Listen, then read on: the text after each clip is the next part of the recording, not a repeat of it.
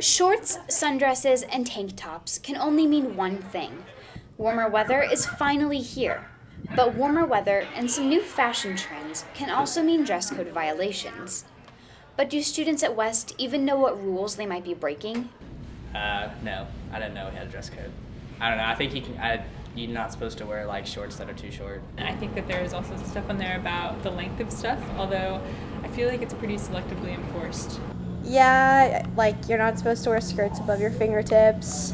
You're not supposed to wear spaghetti, like the 2-finger rule. Actually, the dress code is only a set of 9 rules, including pants, shorts, or skirts must be worn at waist level. Midriffs or any appropriate body parts may not be exposed, and hats are prohibited. If you are in violation of the dress code, here's what will happen. We would ask them if they have something that they can change into.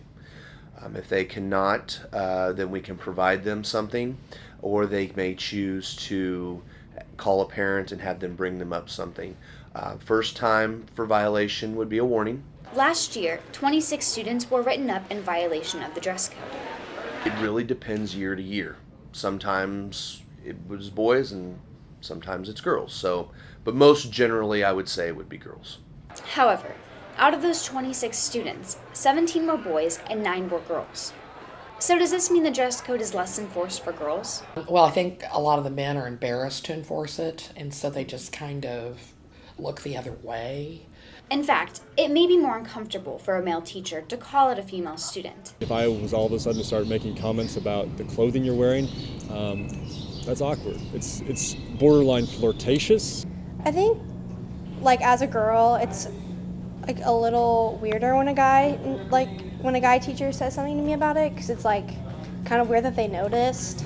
But the blame shouldn't be put on one gender. It puts me in an awkward place because when I tell you what you're wearing doesn't follow the rules and you're probably going to get in trouble because of it, all of a sudden that damages our relationship.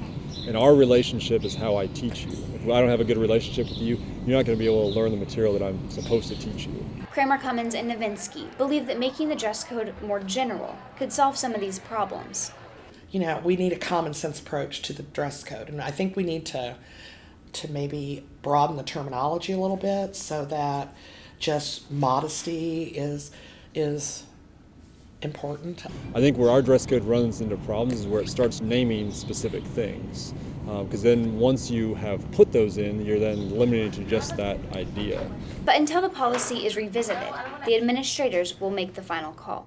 Any staff member has the ability, if they have a concern about dress code, to send them to the office.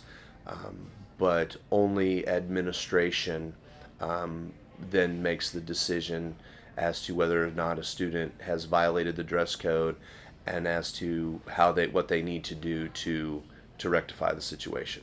With photographer Stacia Anderson, this is Mackenzie Elliott reporting for Titan Television.